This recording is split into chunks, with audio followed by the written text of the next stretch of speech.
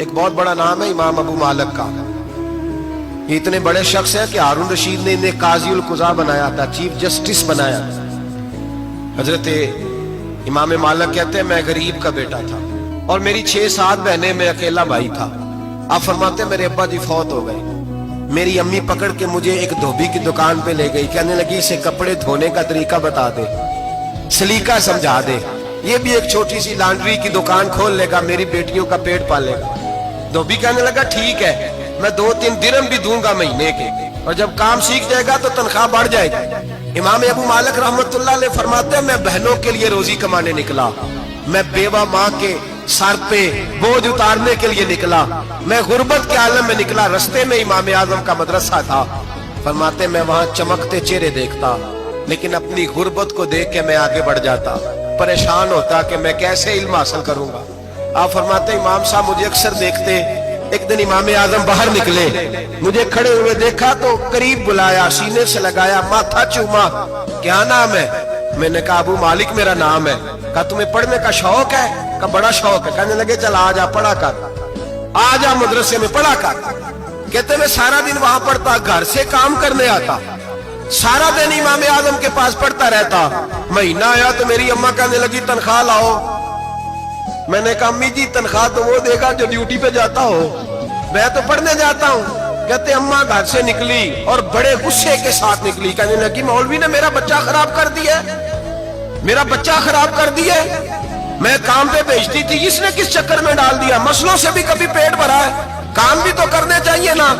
कहते इमाम आजम के सामने खड़ी हुई। इमाम साहब बड़े अमीर कबीर आदमी, अरबों खरबोपति, और फिर इतने बड़े आलिम फकीर, सारा बगदाद, सारा कूफा, सारा मिस्र सलूट करता है। बीबी आई और तेज जुमले, औरतों का तरीका होता है। कहने लगी मौलवी तेरी सफेद दाढ़ी, तेरा इतना नाम, तुझे ख्याल ही नहीं आया, मैं बेवा औरत हूं, तूने मेरा बच्चा खराब कर डाला, मेरी यतीम बच्चियां रोटी कहां से खाएंगी, मसलों से भी कभी पेट भरा है। कहती इतने सख्त जुमले कहे, पर कुर्बान जाओ इमाम आजम सुनते रहे और मुस्कुराते रहे। कहने लगे मेरी गलती है, मेरी गलती है, मेरी गलती है, बीबी भूल गया था, गलती हो गई। बीबी कहती रही, इमाम साहब सुनते रहे। जब गुस्सा उतर गया तो कहने लगे अम्मा तेरा गुस्सा उतर गया है? उतर गया है। कहने लगे तेरा बेटा बड़ा नेक है, तेरा बेटा बड़ा लायक है, तू इसे पढ़ने दे। कहने लगे चुप कर बे मौलवी, ये पढ़ेगा तो मैं रोटी कहां से खाऊंगी। इमाम साहब कहने लगे मुझे बताएगी तेरे घर का खर्चा कितना है? उसने एक लफ्ज तो है 3 दिनार का, एक रवायत ऐसे भी लिखी है बुजुर्गों ने, कहने लगी 40 दिरहम है। और अम्मा कहती मैंने जानबूझ के ज्यादा बताए, हालांकि मैं कनात का खर्चा करती थी, लेकिन जब खुला डुला करे तो वो वाला खर्चा बताया। मैंने कहा 40 दिरहम खर्चा है, तू देगा?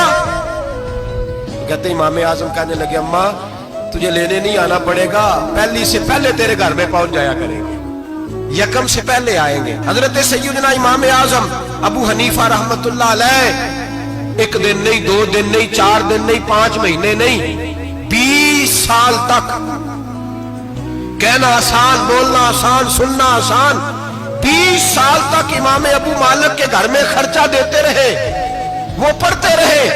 अम्मा कहने लगी तू मेरे बेटे को लगा तो लिया है, तो पढ़ के बनेगा क्या? हजरत इमाम आजम फरमाने लगे बादशाहों के तख्त पर बैठकर बादशाहों के साथ खाने खाया करेगा, उनके साथ बैठ के हलवा खाएगा, वक्त आएगा तू देखेगी। कहते मेरे इमाम इंतकाल कर गए, वक्त बीत गया। हारून रशीद ने मुझे बुलाया बगदाद में और कहा मैं आपको चीफ जस्टिस बनाने लगा हूं। कहते मैं खुशी से सजदे करने लगा, मैं चीफ जस्टिस बना।